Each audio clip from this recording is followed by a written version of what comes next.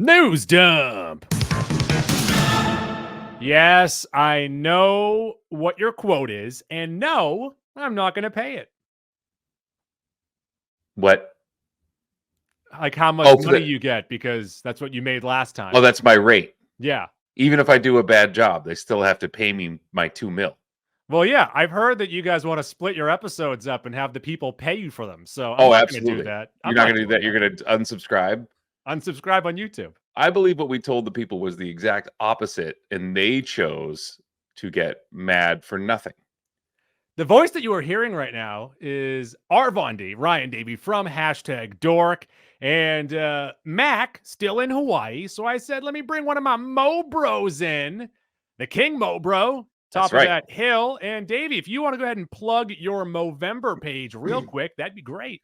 It would be great, to have the people visit this page. If you have non-familiar with the Movember charity, if you look at Goo and I, if you're watching this on YouTube, we look fantastic with our push brooms, our cookie dusters, our soup strainers. Right, yours is robust, might I add. Mine's real thick right now. I might be at the point where it's at the thickest I've ever had it. That's pretty good. So the Movember charity supports men's health, testicular, prostate cancer, mental health awareness. So we're raising money for that kind of thing. We do it every November. And Goo, thank you very much for posting your stories and photoshopping me into the. You got to give. Gotta give. So please head over. If you look at either of our Twitter pages, you'll be able to see a link there to head over to Movember.com, read a bunch, have a conversation this month, grow a mustache, be a man. I'll also have that link in the description of the podcast. I'll also try and put it on the YouTube. But with YouTube, keep this in mind, I forget to do a lot of stuff. You do forget to do a lot of stuff, and they don't let you put links in the chat. Oh, well, then I probably can't do that then. I also... little behind the curtain here. Mac rarely either listens to or watches the episodes. One week, he just happened to decide to watch an episode, and he texted me. He's like, hey, did you put 5 extra minutes of us just bullshitting around at the beginning of it? I'm like, I didn't mean to. So it was just 5 minutes of us doing God knows what. Hopefully you didn't say anything mean or racist or, whatever, We just talked about how shitty the Dork podcast is. Oh, you and everyone else, right? How they want us to pay them for podcasts. That's the exact opposite. I want to get paid for doing a podcast for you, as a matter of fact. And a company that, I can say this because it's not associated with it, has 3 commercials that they make money from, and they don't send me a dime. Oh, actually, if you don't mind, Davey, can you angle your camera to not have that mic flag in there? That'd be great. New stuff. That's a rival company, guys. Oh, Jesus. Well, would it make you feel any better to know that I stole it? That does make me feel a little bit better. Hey there, Davey, you hear this? The actors' strike is over. They got their pay raises and artificial intelligence protection, but no stream revenue. Wasn't that the point of the whole thing was the stream revenue? I feel like that also might have been one of those things where they tossed it out there and just hoped to get 2 out of the 3. Yeah. So I think it's a win for them. You're not going to be replaced by AI. So I think that's writing and acting, right? Mm-hmm. Both are back on the board. Right. So you can't digitally put someone in a movie that wasn't in it. Yes. And I think that was the main thing, especially for background actors. Because that's how they make their living, is being in the back of a bunch of movies. And if you're just going to have your face scanned and then just put into the back and you're paid that one time, you're kind of screwed. Which I love the movie industry for being like, wow, that's a really interesting way. If you can, bring back Grand Moff Tarkin or Carrie Fisher in a movie, we can put some slug 20 feet in the background that no one will even know who he is. $20,000 on this movie. Exactly. Just not hiring extras. But one good thing, obviously 2 good things here. We get everyone back in here. But the big thing here is that News Dump will now have actual news in it moving forward. Thank God. News Dump. Also, movies are back, Dave. Did you hear about this? Pedro Pascal. Now, I will say this, is that every website is running with this as if it is a done deal, as if this is set in stone. But is Pedro Pascal Mr. Fantastic? Well, Deadline is reported that it is close, but it is not a done deal. So I've now seen speculation on who the rest of the Fantastic Four was, and that's some great casting news there. I hope that comes to fruition. Now, I spoke with Doc and Fryer about this. They read comic books. They told me that Pedro Pascal is a good age to play Mr. Fantastic. That's true. I looked up the height. Reed Richards is 6'1". Pedro Pascal is 5'11", so it's not that far off. Mm-hmm. And then they told me that Pascal is not enough of a nerd to pull this off, possibly. See, okay, well, we didn't think that Robert Downey Jr. was a nerd. We didn't think that Mark Ruffalo was a nerd. Mm-hmm. Yet here we are. Here are the two top scientists in the MCU. We didn't think Tom Holland was a nerd. Yet here we are. I will say this, though, is that Pascal comes off more as a dork than a nerd, but he's an actor. He's an actor. He can, I mean, you've seen what this man can do. He can act circles around anybody.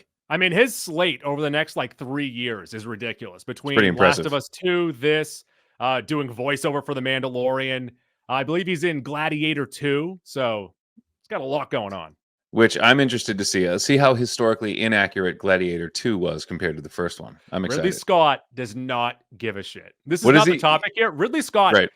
He has been on, I loved last year when James Cameron was just on this big tour of just middle fingers out. You're going to see my Avatar movie. I don't care what you say. Ridley Scott is just defiant right now. Yes. He is. So someone said to him, hey, how can you explain the historical inaccuracies of Napoleon? And he said, fuck you. Which, how often in your life, in your job, not your job, because we're I Heart, we're all but in your daily life, have you just wanted to say that to somebody? Just what I really all right, I'll circle back with you on that when you really want to say, just fuck off. But also, it's not just him. This past week, Adam Driver, there was a panel where someone pointed out to him that the crash in the Ferrari movie that is coming up with, that they told him that it looks cheesy, and he says, shut the fuck up. Why would you waste everyone's time at a question and answer session just to be a dick? Also, Adam Driver is not doing the CGI on the movie. Right. He's and I'm sure he said that for the people who are responsible for the CGI. Yeah. Do you think I had a hand in that? Yeah. I play pretend for a living, my man. Ridley Scott also, someone just sent me this because I was so excited about it. Someone sent me, I believe it was Alien Covenant. Maybe it was one of his Alien movies where he was doing the audio commentary. And he's like, look, I've been doing this for so long. I've done so many movies. And then when people tell me that something's off in my movie, I just tell them to go fuck themselves. I know more than you. Exactly. It's like me walking into Best Buy and someone asking if they can help me. No, you can't. But, oh, well, I'm in. I'm in on Pedro Pascal. Yeah. I'm in on great. Ridley Scott just going off. News dump. The Kang Dynasty might be no more, Dave. The PTA is disbanding. We have director Destin Daniel Cretton, who is Shang-Chi, who's also supposed to direct this project. He has stepped off of that. He is still working with Marvel, though. He will direct a future project. And writer Jeff Loveless from Quantumania, who was the writer on this movie, has been removed. And it looks like that was Marvel's choice. Have you finished Loki yet? I have not finished Loki yet, so say no more. But I do know that Kang does play was supposed to have played a significant role in the MCU moving forward. And I did know that they were, with Jonathan Majors' troubles and with all these things, they were thinking about moving away from the character and focusing more on someone else. So this is not a surprise to me. Mm-hmm. I think you can, if you were going to move forward with Kang or do it in a different way, I think you can do it with better directors and writers. Well, I like Cretton. I think that he was pretty good with Shang-Chi. I don't know what else he's done. But also, I feel like they're going to spin it away from this. This is kind of telling us that they're going to move on from this. And I think it's good. I think it's good to kind of scale it back a little bit. I think you're not going to, we talk about this all the time on Dork, but I know it's not going to ever be as good as Endgame. No, it definitely isn't. So, and maybe they misplayed their hand with how Kang is saying Quantumania. He's obviously great Loki season 1. I really like Jonathan Majors in season 2 of Loki. But if they want to go towards another character, maybe scale it back a bit on the multiverse stuff. Right. I'm also in on that. Would love to see some Doctor Doom. Speaking I would love to see that. Fantastic Four. The first 3 phases of Marvel, they were ahead of the game. Yes. And maybe they planned this multiverse stuff before Hollywood caught up and before all the other studios did it. But it's been done to death by this point. Sure has. And it sucks, but maybe you just got to move on. Who knows? He's going to do something else. News down. Oh boy. Speaking of doing something else here, Davey, Taika Waititi said that he is done with the Thor franchise, told Business Insider that he will not be returning for another Thor sequel, but also he doesn't even know if Thor 5 is in development. And he said, I'm going to concentrate on these other films that I've been signed on for. One of those is Star Wars. And he did say, he added that people are going to be pissed off by his Star Wars movie. Much like his last Or Thor that was movie. his. Well, yeah. I mean, I wasn't that pissed off about it. I mean, it's a Taika Waititi movie. Like, you know what you're going to get. Stop it. Exactly. Yeah. So, I'm also, first off, I don't think they're going to make a Thor 5. I think that they've already made the point of saying we don't want to do trilogies anymore. So why would they make a fifth movie to a series of movies that isn't even like their big money maker? They do okay, but they're not like Iron Man movies that are solid $1 billion movies every single time. The last one, mixed reception. I enjoyed it, but I understand. And also, like, if they do make a Thor 5 and they want to swap out again how it looks, the last time that they changed how Thor looked, it was great. So it's okay with changing the character every once in a while. Yeah, and I think the biggest, I mean, I didn't mind Love and Thunder either. I just felt they did Christian Bale a great disservice. Yes. You have that actor in that role, and you could have like fucking gone crazy with it. You didn't. So, but whatever. Speaking of Taika Waititi, news dump. His next movie, Next Goal Wins, comes out this weekend. I had a chance to see it early, and I need to review it because that's a part of what we do here. Pretty run-of-the-mill underdog story, which is a little disappointing from Taika Waititi. The jokes, a lot of ha-has, no big bangers, though. And if you're not a fan of his style of humor, I don't know why you would see this in the first place, but it's very Taika, and it almost feels like someone that knows Taika's humor kind of did it for him. Like, right. It's not his best stuff. We have Taika Waititi at home. Kinda. Yeah. And I don't know. Have you ever seen a movie where it's a big guy with a little voice? Yes. Have you seen that from one of his movies? Yes. Are you ready for more of that? All the time. Yeah. So that's what we have here. Nothing great. I'd say wait for the home release. It's solid enough. It's a fun little sports movie, but it's nothing great, and it's middle to bottom of his movies. Yeah. News dump. Speaking of movies that were at the bottom of the bin until they were pulled right back out, Coyote vs. Acme is back me. The movie starring John Cena and co-written by James Gunn was supposed to be scrapped for a $30 million tax write-off on a budget of $70 million. But Warner Brothers changed their course after filmmakers canceled meetings with them. It is now being shopped to Apple, Amazon, and Netflix. And there's a congressman right now who is calling for a federal investigation comparing this to building a home or a building and then burning it down for the insurance money. But we'll see what happens. That was such a clever way. We all grew up knowing what that was called in the vernacular of our household. So thank you for breaking the cycle there.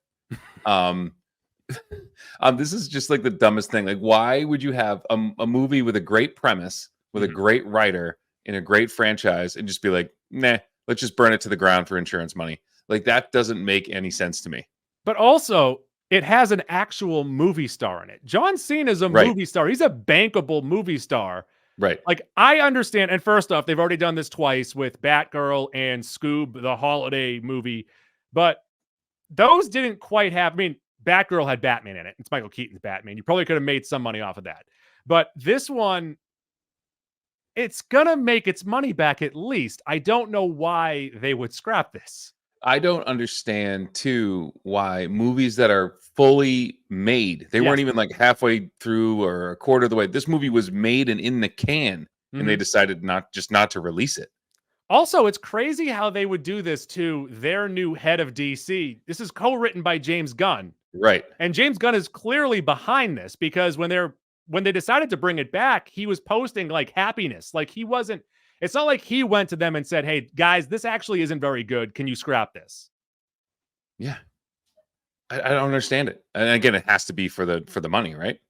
I mean, it would be great if they started making like 10 movies a year and they're like, this one isn't good either. We're just going to scrap this one. Scrap it. Yeah. Scrap it, all their movies. Well, speaking of, what movies would you have scrapped had this been an option?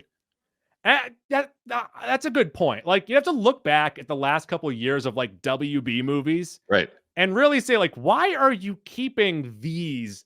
But this is a pretty bankable idea. Right. Like you put out the Flash, but you're scrapping this. Well, the Flash they made for like $300 million. Well, They had to put that out, right? Yeah. Although, would they get more back in insurance for that amount of money? How much did they insure Maybe.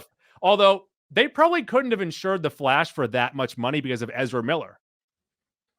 Yeah. Because right? they had to pay his legal fees, right? Yeah, probably.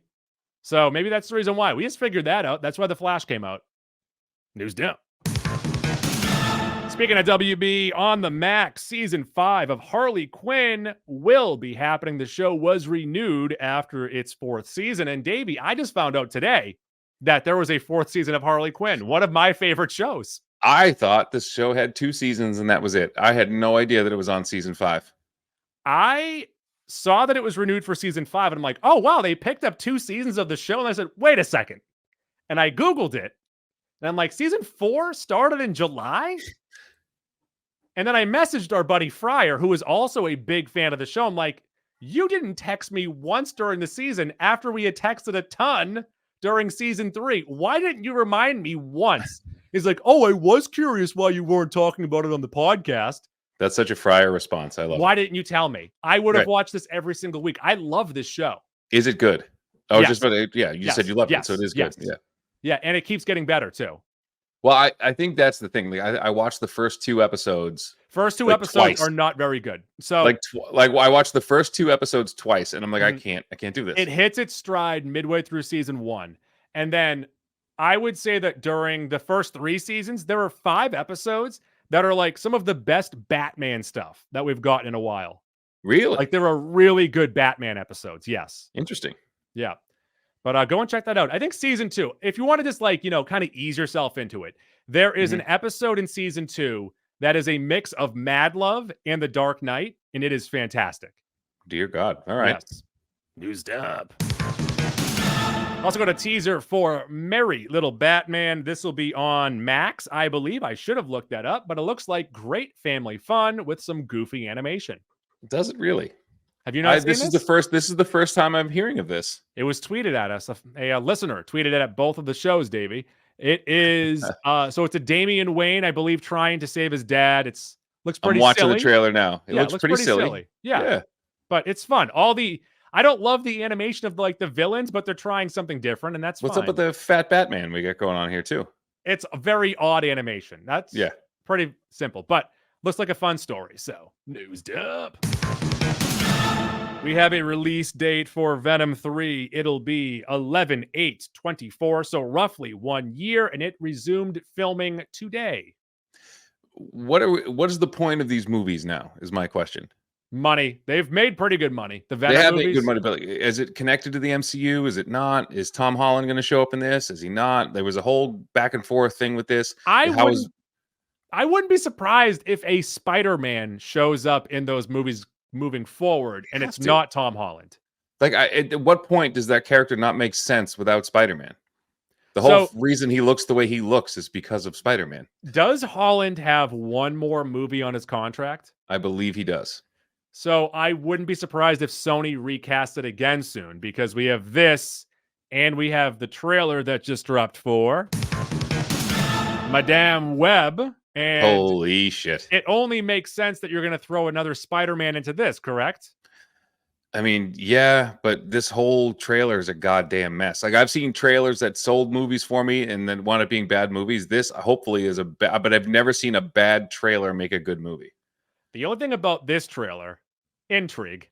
I'm confused, so I'm kind of intrigued by it. I think whoever made it is confused too. What I do like about it, though, is that Adam Scott is Uncle Ben. Yeah, that is nice. And Emma Roberts is Mary Parker. Which is strange. A little strange. But Dakota Johnson stinks. I don't much care for her.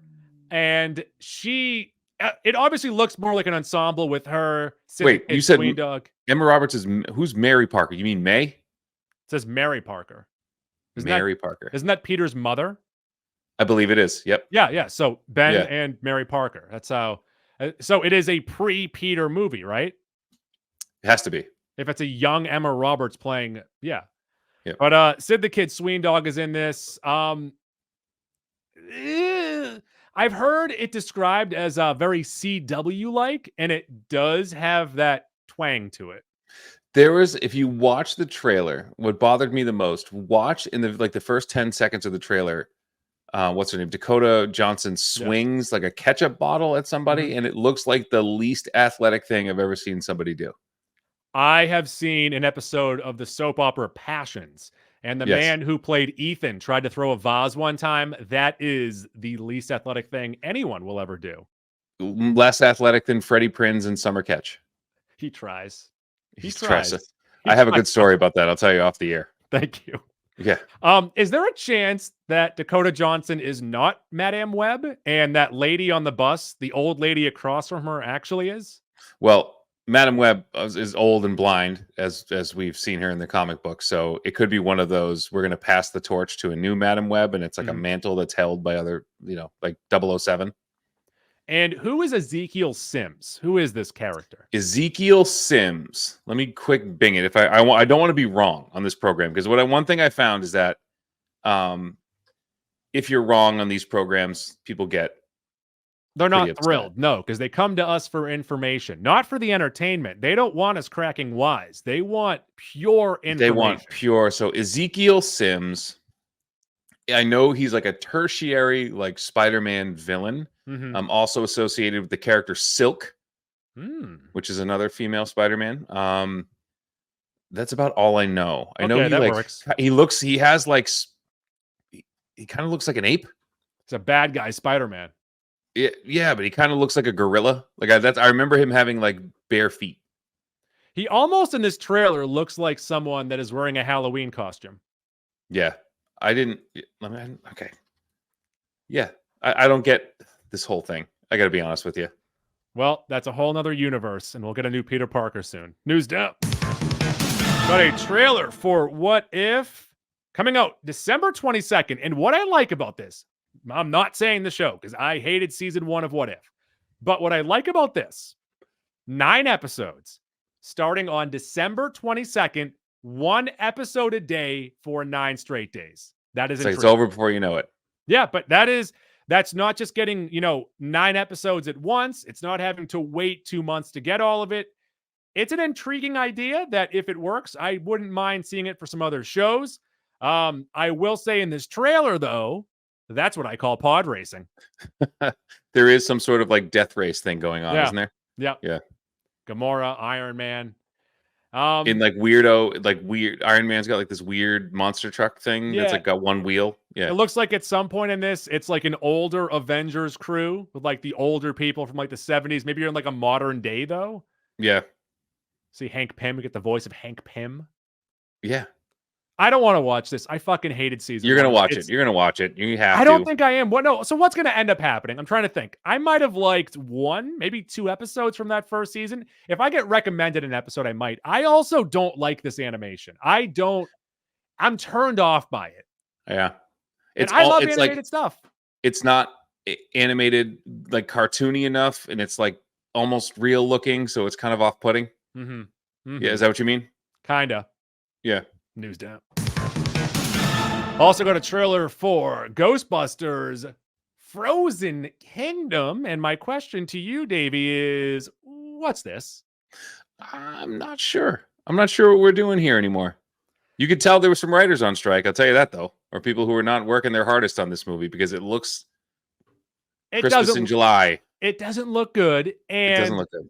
I would understand if you're trying to make it look completely different from the last Ghostbusters movie. But the issue with that is we see the original Ghostbusters again in the trailer. Yes, and it's also set in New York, so it can't be that far off from the original Ghostbusters, but it's also way different. And the afterlife took place in the country. Now we're in the city, so that's weird. Also, the one thing that I found very strange was Dan Aykroyd's explanation as to why it's cold is the most convoluted, stupid thing I've ever heard. Look, I appreciated them bringing the old Ghostbusters back in the last movie. I actually think that might have been the worst part of the movie, but I think that was a good chance for you to then move on from them and then have your new Ghostbusters with Paul Rudd, and then they added Kumail Nanjiani, which is cool. But why are there so many Ghostbusters now? I don't know. There's so many. And also, is Bill Murray being held captive? Maybe. And where is Rick Moranis? Rick Moranis has retired. Has he gotten back into? I know he retired for a while. He retired for a while, and then he started doing he did a commercial with Ryan Reynolds for Mint Mobile. Mint Mobile, yep. Then he started doing some press, and then all of a sudden, remember, randomly some dude punched him in the face in New York. Did he go back into hiding after that? I think so. Some random guy just walked up to Rick Moranis and sucker punched him. You need to find that guy, who that guy is, and he needs to be publicly executed. But if you want it to be different, then have it be different. Stop having it be the old Ghostbusters back. They're old. They're really old. Bill Murray looks really old. Ernie Hudson looks good. Ernie Hudson looks great, but Bill Murray. So Dan Aykroyd definitely wants to be there. I bet you Dan Aykroyd pays to be there. Yeah. How much do you think they are paying Bill Murray just to show up for a day?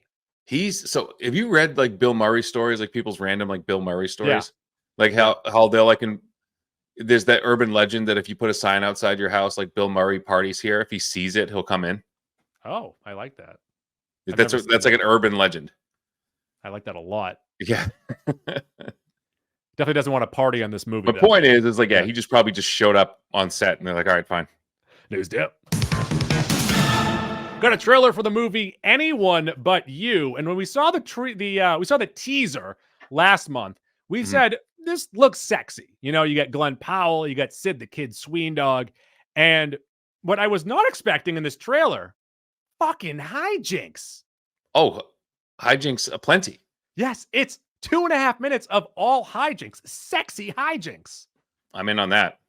This sneaky might be a great movie. We don't get comedies like this anymore. An R-rated comedy is hard to come by now. And by the way, Sexy Hijinks is the new name of my band.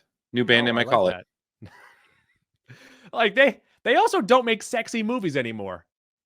They tried with what was the Jennifer Lawrence one that came out? That was just weird. No Hard Feelings? Yeah, that's just weird. It didn't quite have that sexiness to it. Even the full nude scene, not sexy. No. But this one, you see a little butt cheeks on the glass. I love that. Ever since CKY movies, I love that. News dump. Got a teaser for the TED event series coming to Peacock in January. I love the first TED movie. That was so good. It's such a great, underrated comedy now, but I think it's underrated now because of how poorly received / how bad TED 2 is. Now, am I correct in saying this is a prequel series? I don't know, because it might be. So in the teaser, it is him writing to himself from 1993. Mm-hmm. Is it going to be set in 1993? Which I think actually Seth MacFarlane would knock out of the park. I think he would as well. I mean, I think, he doesn't have enough money or enough to do. So this is great for him. I'm proud. I'm happy for him, Speaking of him having so much money, do you know the most played Christmas album in my house up to date right now for this season? No, I don't. But it involves Seth MacFarlane singing Christmas tunes? It is the Seth MacFarlane swinging Christmas album. I tell you, the kid can croon. Yeah, he's got a real crooner voice, and that's all we listen to, It's a marshmallow world in the winter. I'm looking at it right now because we know how much celebrity net worth is, how accurate it is, right? Aren't you like my wife is worth $5 million? Yeah. Yeah, aren't you like a multimillionaire? So according to this, Seth MacFarlane is worth $300 million. Yeah, that makes complete sense. Yes. And you listen to the album, you're like, oh, this sounds good. He's a very good singer. How did he get this published and it sounds so good? He's very, very rich. He probably paid for it himself. Yeah. Almost every other track is is featuring a very famous singer. Right. That helps. Yeah. He has tons of friends. It's good stuff. Go listen to Seth MacFarlane's Christmas album. I'm actually going to check it out as soon as we hang up here. News dip. Looking like we're going to get a Zelda live action movie with the director Wes Ball. He, of course, has done Maze Runner, and he is going to be doing the new Planet of the Apes movies. If I were to ask you, do you want this movie, first off, do you want it live action or do you want it animated? the second question, do you want it based off of one of the video games or a new original story? It has to be a new original story because the lore of Zelda is so bizarre. Mm-hmm. Like, I don't think you could you could not take a game and make maybe Ocarina of Time, but you could not, any of those games, you could not just make a single movie out of that. Because I think they've already said that they're not going to do Breath of the Wild, which makes sense because the movie would have to be like 4 hours long. Yeah. Way too long. Also, I was listening to a podcast earlier, Weekly Planet, and their recommendation for Ganon is Bruce Campbell. That would be great. Right? It's got the chin for it, for sure. Kind of off the wall. And then when they said that, I was like, you know what? A Sam Raimi Zelda movie actually wouldn't be bad. That would be kind of dope. It'd be kind of weird, right? And that kind of fits the aesthetic of like, you know, like that medieval kind of follow the weapon, like kind of not gross, but like schlocky kind of feel to it. And we need, like I watch one of my guilty pleasures. If you ever go on Prime, by the way, this is a shameless plug. They have some of the best, and Freevee have some of the best cheesy like fantasy movies from the 80s and 70s and 80s. They're amazing. And so there's one called like Conquest, which is absolutely terrible. But if you could remake that into like a Zelda movie, I would go watch that with Bruce Campbell. And I mean, they just made over $1 billion on Mario with it being animated. Why not just kind of run with the animated style on all these? And make it look cool. Like make it look Zelda, have it like kind of that watercolor feel to it, not the Mario one, but I forgot to put this on there. News dump. Speaking of Mario and the voice of Mario, we got the trailer for Garfield, and it's about as good as you could possibly get for a Garfield movie, I'd say. But they'll just cast Chris Pratt anywhere. So you'll say that, but he actually fits this one, though. I know, but you have him in the Lego movie, you have him in Mario, now you have him in this, and I believe there's one other I'm missing too. I would say the reason why he is in all of these is because he is very good in the Lego movie. Like, that's great voice acting. Yes. Following that, you could kind of look down. Like, Mario is okay. It's not very good. He's not as bad as what we thought he'd be. Garfield is kind of right up his alley of a lazy white guy cat. If this were Andy Dwyer, Chris Pratt, but it's not. Now we got like Chris Pratt. If it was Andy Dwyer, Chris Pratt, he could play a live action Garfield. Which would have been, now you're talking. Now we're cooking with gas. That would be great. Yeah. But he likes lasagna. He hates Mondays.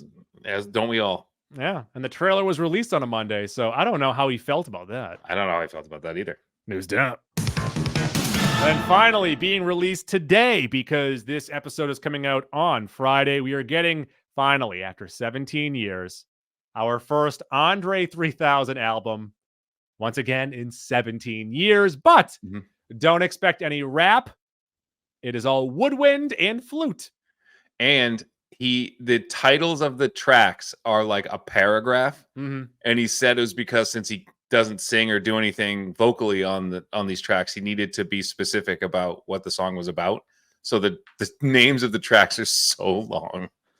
Like, I had never done a complete turnaround so fast as to being so excited.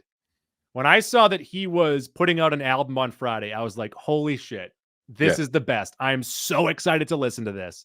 And then within a second, seeing that it is an experimental woodwind album, I'm like, are you shitting me? How did Key and Peele nail this?